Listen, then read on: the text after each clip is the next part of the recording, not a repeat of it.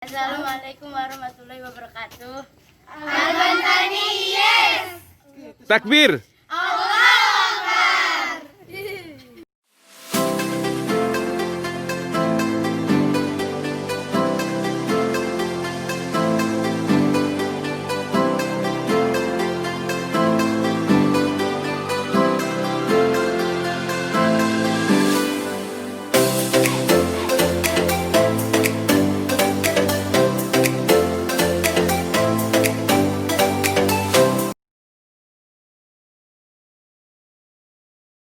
Bismillahirrahmanirrahim. Assalamualaikum warahmatullahi wabarakatuh.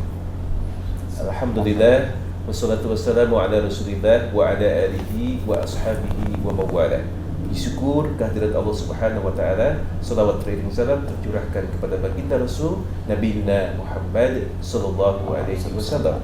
Baik, kita awali dulu jumpa kita bersama-sama dengan baca basmalah. Bismillahirrahmanirrahim. Baik, kesempatan pagi hari ini, alhamdulillah kami bisa silaturahim berkunjung kepada guru kami pimpinan Pondok Pesantren Al-Bantani Serang, dan beliau juga adalah presidium, salah satu presidium Forum Silaturahim Pondok Pesantren Banten. Assalamualaikum. Waalaikumsalam warahmatullahi wabarakatuh. Bapak Yai sehat? Alhamdulillah. Alhamdulillah. Tabassum selalu. Alhamdulillah. Khas. Alhamdulillah. Baik, Pak Yai, tentunya ini kan kita sudah lihat langsung pesantren Al-Bantani dengan luar biasa pendidikan di sini. Tentu sebelum lebih jauh, silakan memperkenalkan diri, introduce Bapak Yai, pendidikan dari mana dan seterusnya. Monggo Pak Yai. Baik, assalamualaikum warahmatullahi wabarakatuh. Pemirsa di studio dan juga penonton di rumah. Alhamdulillah, pada kesempatan ini saya dapat bersilaturahmi dengan kru dari Pusat Al-Maliki, ya, yang dimana beliau bersilaturahmi dengan kita. Tentu saja saya memperkenalkan diri, nama Muhammad Sodikin, umur sudah 48 tahun ya, maksudnya. Masih muda ya. Iya. Iya. Oke, dari mana ya? Saya asal dari Timur Tengah ya. Masya Jawa Timur, perbatasan Jawa Tengah.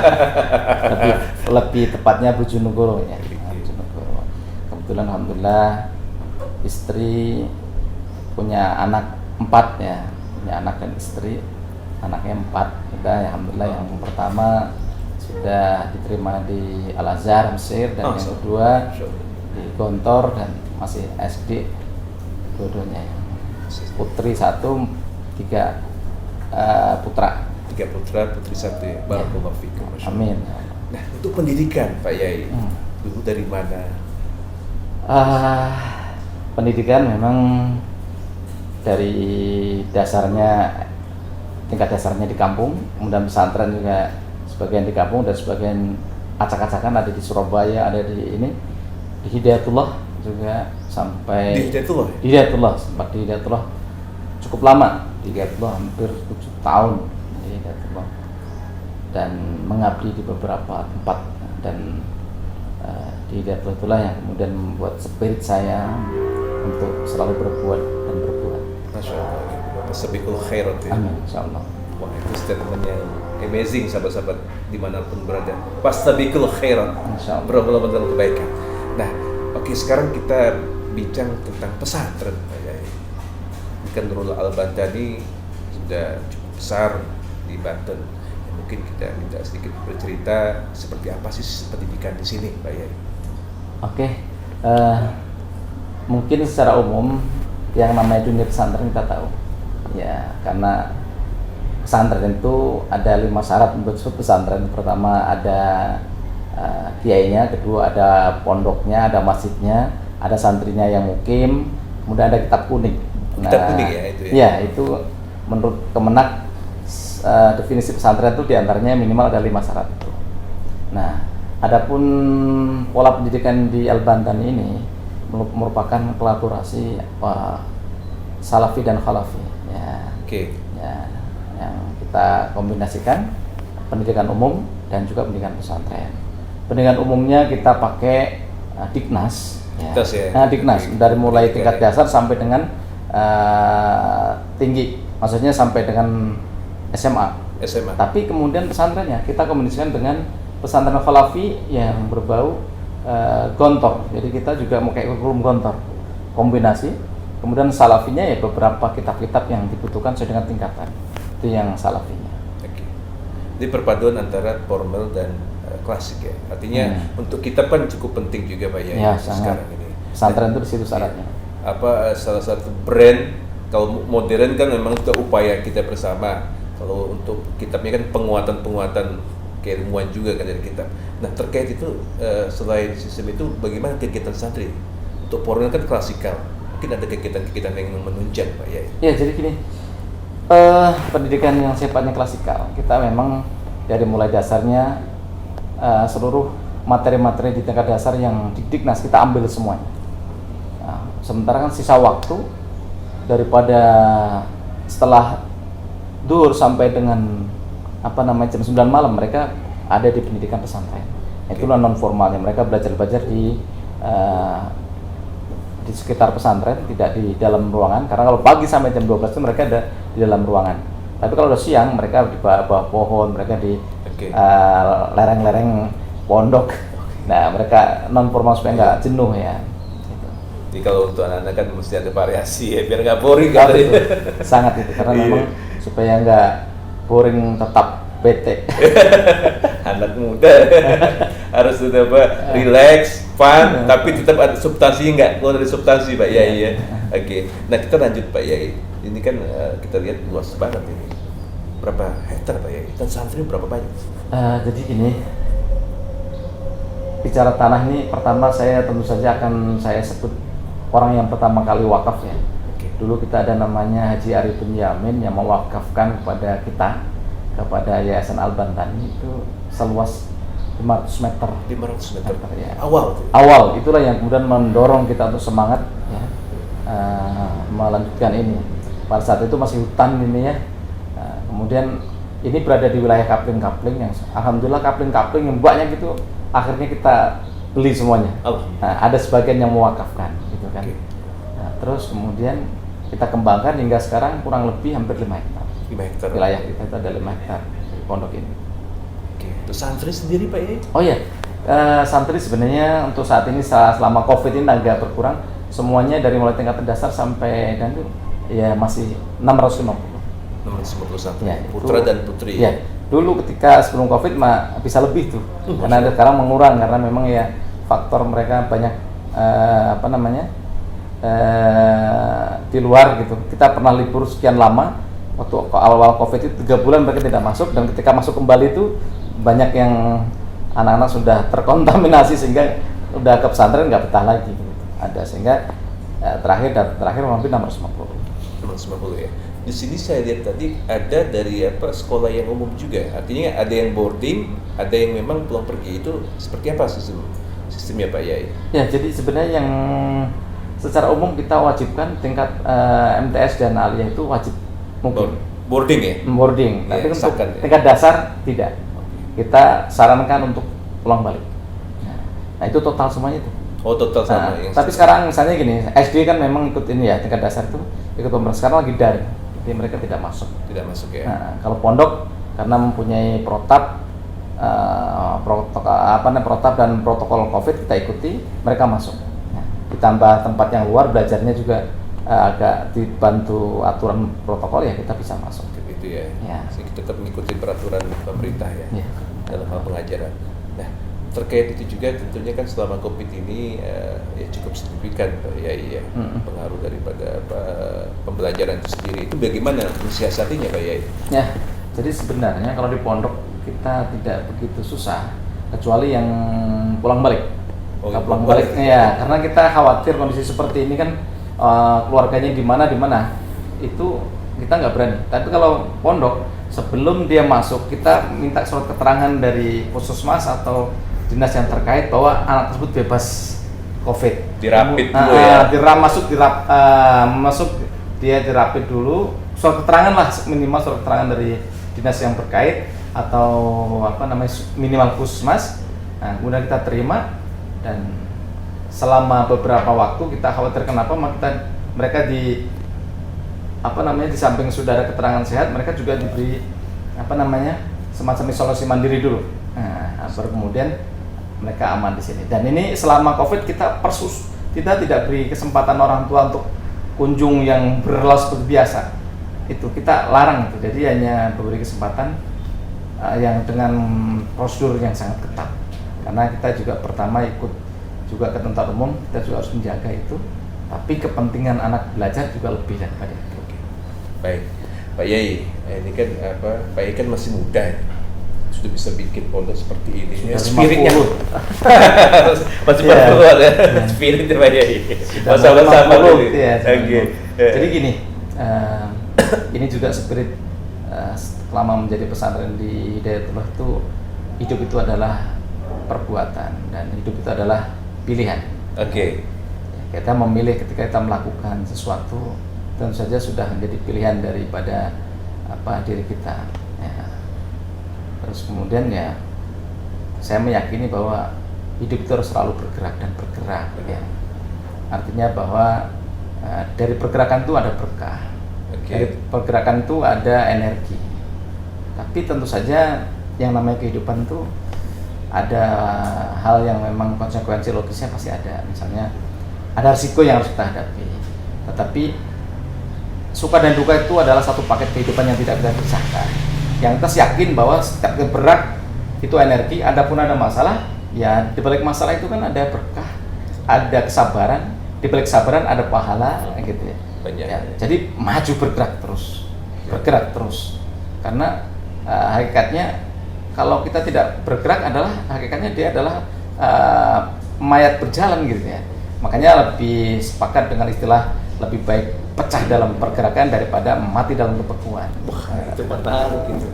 Sedikit dong dijelasin Pak ya. Jadi gini, kita harus selalu optimis bahwa bergerak walaupun nanti dalam pergerakan itu ada masalah gitu kan.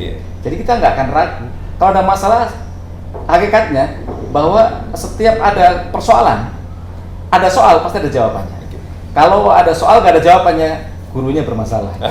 Artinya bahwa pasti ada jalan keluar. Adapun suka duka pasti yang namanya kita menghadapi masalah. Tapi yakinlah bahwa tidak selamanya berpuasa, pasti kita ada datang lebaran. Ya. Demikian juga kita tidak ada istilahnya badai pasti akan berlalu, pesta pasti akan berakhir. Ada manis, ada pahit, kehidupan itu biasa. Itu baik ini ya. Lebih baik bergerak. Bergeraknya bismillah ya. Lebih baik pecah. Daripada kita mati dalam kebekuan, dalam pengertiannya kita kan ke depan mati, ya kan, bergerak mati, dia mati ya ambil yang bergerak. Oke. Itu sangat statement yang menarik dan perlu jadi perhatian sahabat-sahabat dimanapun berada. Bagi seorang pejuang harus komit ya. Bergerak terus, al-harokah barokah. Kita masuk ke sisi lain Pak Yai. Saya dengarkan Pak Yai bagian dari Presidium Forum Silaturahim Pondok Pesantren Sebanten. Monggo Pak Yai. Oh ya, ini perlu saya jelaskan karena ini mungkin unik ya. FSPP itu adalah Forum Silaturahmi Pesantren. Ya. Di mana pesantren di Banten ini mereka berkomunikasi. Alhamdulillah sampai saat ini ada data di kita di FSPP ini ada jumlah pesantren yang legal standing kita ada semuanya. Yang dimaksud legal standing itu ada badan hukumnya, ada mulai dari mereka punya izin operasional, punya akta notaris, punya rekening bank atas nama lembaga itu sejumlah 3.926. Masya Allah. Hampir 4.000. Banyak Pak. Ya, alhamdulillah itu mereka bertukar pikiran dengan kita. Kita punya perwakilan di 155 kecamatan di Banten. Masya Allah. Ya, 155 kecamatan itu kita punya perwakilan FSPP di kecamatan. Sehingga ini potensi yang sangat baik. Kita juga membangun jalur ekonomi, kita juga membangun jalur komunikasi pengembangan pondok pesantren dan lain-lain. Nah, alhamdulillah juga di Banten ini khususnya itu kepedulian pemerintah luar biasa. Ya, pemerintah support banget kegiatan kita. Kita pernah dari tahun ke tahun, walaupun dijeda itu bantuan pemerintah luar biasa. Masya Allah, support ya. Terakhir ini pemerintah Provinsi Banten membantu pesantren itu 120 miliar. Masya Allah. Dan ini mungkin perlu dicontoh provinsi lain bahwa Banten telah melakukan langkah luar biasa. Ada 3.926 dibantu rata oleh provinsi dengan anggaran 30 juta per pesantren dengan tidak melihat jumlah santri ya. diratakan semuanya. Nah itu luar biasa pemerintah provinsi. Karena gini, kalau begini perlu keberanian provinsi karena pondok itu wilayah pusat, wilayah agama, akhirnya dibawa Kemenak.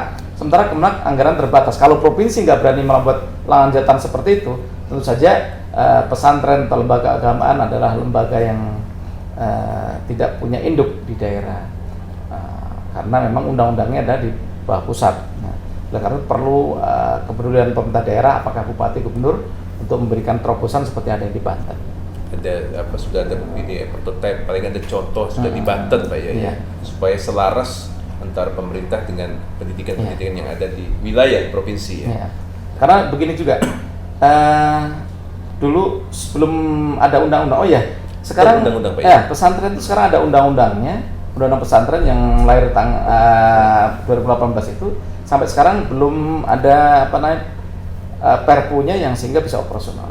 Artinya gini, karena dia wilayah pusat sehingga pesantren di daerah itu tidak punya induk, jadi negara tidak masuk di pesantren. Nah sekarang dengan ada undang-undang ini kita berharap pemerintah juga segera dengan perpunya ini bisa mengayomi pesantren-pesantren di daerah.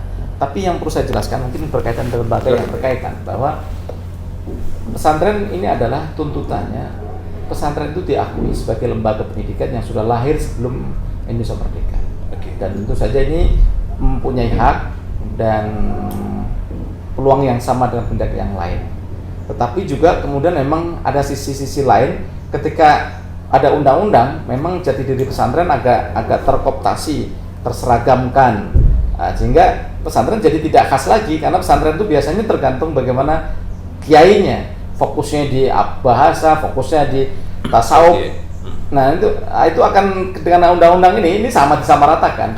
Nah saya pikir harus fleksibel undang-undang sini, jangan sampai kemudian dengan ada undang-undang ini justru mengatur pesantren lebih detail, lebih ini seperti halnya pendidikan umum. Tidak benar juga seperti itu. Tapi yang jelas intinya dengan undang-undang itu pesantren mendapat hak-haknya, kemudian pesantren sebagai lembaga pendidikan juga mendapat pengakuan yang sama. Itu yang kalau kemudian perhatian dana dari itu hak ya silahkan saja. Tapi saya berharap pesantren jangan berharap banyak dari dana-dana pemerintah karena spirit pesantren adalah kemandirian. Tapi kalau pemerintah memberikan itu adalah kewajiban yang harus ditunaikan. Itu barangkali seperti undang-undang. Insyaallah. Nah, terkait itu tentunya visi besarnya forum silaturahim ini apa ya? Pertama membangun kekuatan ekonomi. Jadi bisa bayangkan 3.926 itu kalau mereka terkoneksi kebutuhan berasnya. Wow, itu menarik ya, amazing ya. Terkonek juga kebutuhan yang lain-lain dari mulai kertas sampai dengan masalah yang lain itu kalau dikoordinir dengan baik atau semacam posko pontren ya itu bisa kekuatan raksasa. Ekonomi ini perlu disupport oleh pemerintah daerah juga agar ini terbentuk. Di samping itu juga pengembangan terhadap pengembangan model pesantren di sini bagus. Artinya masing-masing pesantren di kabupaten kota itu ada temuan-temuan baru apa, baik dalam pengembangan manajemen, pendangan, akselerasi dan sebagainya itu bisa diketok tularkan di situ. Jadi misinya sifatnya makanya kan forum itu cair saja. Yang mau bergabung silakan, yang enggak tidak ada masalah. Tidak ada kewajiban untuk bergabung, tapi manfaatnya besar sehingga pesantren-pesantren itu berlomba-lomba untuk bergabung. Bisa jadi wadah untuk ini ya, berekspresi juga berekspresi. Tapi positif tentunya kan. Misalnya gini, ada pesantren yang berasal dalam pertanian, kita bisa belajar di situ. Kita panggil kiai yang punya itu kemudian menularkan diskusi tiap saat. Ada berasal dalam perikanan, kita panggil, kita survei lahannya sehingga pesantren lain bisa niru, dan itu manfaat yang luar biasa dan itu bisa dikembangkan di provinsi-provinsi lain. Ya apa yang telah kita capai di Banten ini. Nah yang sudah sekarang terjadi apa saja Pak ya? Kalau untuk bentuk tadi kerjasama dengan para pondok pesantren. Ya pertama misalnya pertanian. Ya. Apalagi sekarang ini dengan dorongan gubernur sekarang pesantren-pesantren yang ada di Banten ini mereka mulai bertanam porang ya. Porang itu dengan apa nanti cek aja. Jadi porang itu peluang besar karena ini bahan dasar impor ya, untuk ekspor maksudnya. Oh, porang ya, untuk ekspor. Ya, porang ya, itu luar biasa ini. Gubernur juga mendorong itu, pesantren-pesantren yang punya lahan bisa ini, dan kemudian manfaat juga bahwa pesantren di seluruh daerah itu bisa bermitra dengan dinas terkait, apakah itu pertanian apapun, dan pemerintah support banget untuk hal ini ya. Saya kira ini bisa dilakukan dengan pesantren lain di provinsi lain atau kabupaten lain di Indonesia. Sinergi berdaya ya. Sinergi berdaya. Program ya, Masya Allah. Baik, nah kemudian selanjutnya Mbak Yai, ini motivasi untuk sahabat-sahabat dimanapun berada tentang kehidupan mungkin ya. Artinya kan dari situ kita bicara konten dan sebagainya, spirit. Oke, baik, pada poin ini mungkin gini, tentu saja saya tidak yang terbaik, tapi setidaknya saya bisa punya pikiran untuk menjadi lebih baik. Jadi gini teman-teman sekalian, semua terutama spirit untuk kebangsaan dan kenegaraan, bahwa 2045 ini adalah merupakan kejayaan Indonesia. Nah, oleh karena itu Indonesia ke depan ini ada berpeluang besar untuk maju. Maka siapapun kita harus ikut turut serta dalam memajukan Indonesia, menyongsong Indonesia 2045. 2045. Nah, 2045 ini menurut beberapa penelitian dunia bahwa nanti angkatan kerja banyak, ya, kemudian peluang Indonesia itu mulai bangkit, ya. Nah, dan tentu saja generasi yang sangat diharapkan adalah generasi saat ini. Oke. Nah, oleh karena itu sekarang ada COVID yang luar biasa ini sehingga pendidikan terhambat, pendidikan agama terhambat. Ini juga diwaspadai, jangan-jangan ada kepentingan lain untuk mengganggu di 2045 ini. Karena memang 2045 ini Indonesia akan bangkit, dan yang lebih ditakutkan dunia luar adalah yang bangkit itu adalah triple M. Dia adalah Muslim, muda, mandiri. Itu yang dikhawatirin dunia. Sehingga 2045 itu adalah sebenarnya wilayah kita sebagai orang Muslim, dan Muslim ini menempati populasi tertinggi di Indonesia. Dan itulah yang kemudian dikhawatirkan dunia. Oleh karena itu mungkin hal-hal untuk mencapai ke sana itu banyak gangguan. Mungkin juga diantaranya COVID ini bagian untuk mengurangi kejayaan di 2045. Ya. Sehingga sekarang kalau kalian nggak bisa belajar, jangan berhenti belajar. Yes. Lakukan, ya. Semua kita harus lawan bahwa kita itu harus maju. Semangat belajar harus ditingkatkan. Semua halangan yang menghalangi kita lawan, tetap belajar. Karena 25 tahun itu generasinya dari sekarang. Kalau sekarang generasi ini tidak bisa belajar, tidak bisa sholat, tidak bisa melakukan aktivitas, itu artinya 24 akan diambil orang lain. Itu yang harus kita sama-sama pahami. Masya Allah, tabarakallah. Terakhir Kiai, Siap. Ya. harapan ke depan, khususnya kembali ke pondok pesantren Al-Bantani. Oke. Secara pribadi. Jadi gini, ini bagian daripada ikhtiar usaha bahwa kebangkitan Islam, kebangkitan Indonesia itu tidak terlepas daripada kita generasi Islam. Ya. Nah, generasi Islam itu tentu saja banyak yang lahir dari pendidikan umum dan sebagainya, tapi apapun itu yang punya spirit perjuangan adalah dari pondok pesantren. Ya, oleh karena itu siapapun kita jangan pernah mencoba untuk mereduksi dunia pondok pesantren. Ya. Kita harus terus dorong, karena kebangkitan Indonesia itu tidak lepas dari kebangkitan generasi Islam dan dunia pondok pesantren.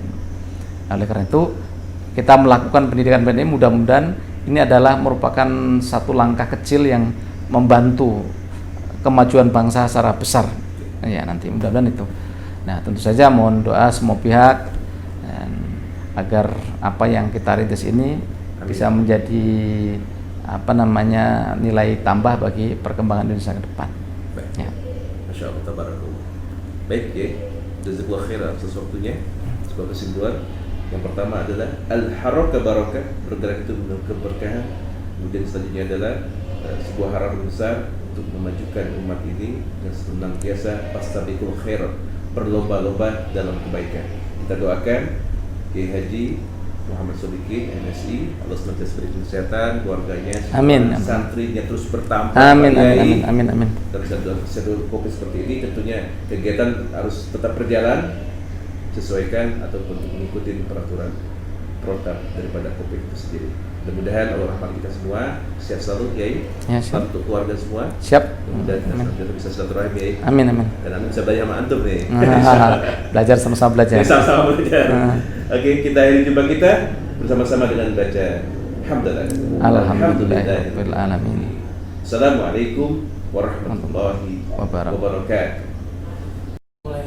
Baik pemirsa di studio dan penonton di rumah, hidup adalah sebuah pilihan. Ya. Tentu saja setelah Allah memberikan kepada kita untuk pilihan itu, yang sehingga kita isi apa? Kata Allah berfirman, fa'alhamaha fujuraha wa taqwaha. Bahwa diilhamkan pada kita jalan yang fujur dan jalan takwa. Kita harus memilih mana yang kita pilih. Kalau kita memilih fujur, tentu saja dengan segala risikonya. Kalau jalan takwa, dengan segala risikonya. Oleh karena itu, hidup kita harus diisi dengan perbuatan-perbuatan baik. Ya.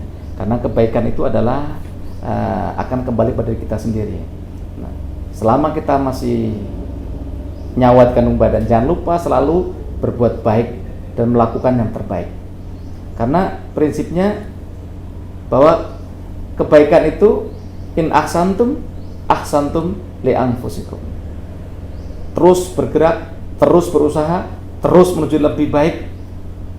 Karena kalau urusan rizki dan semua Allah yang ngatur. Tapi kalau urusan hidayah, maka kita harus yang berusaha. Man jahadu fina lanahdiyanahum subulana. Tentu saja mari kita bergerak, berjuang, maju dan terus mengejar cita-cita kita yang linear, selaras, on the track dalam li kalimatillah. Terima kasih. Assalamualaikum warahmatullahi wabarakatuh. Salam. Atau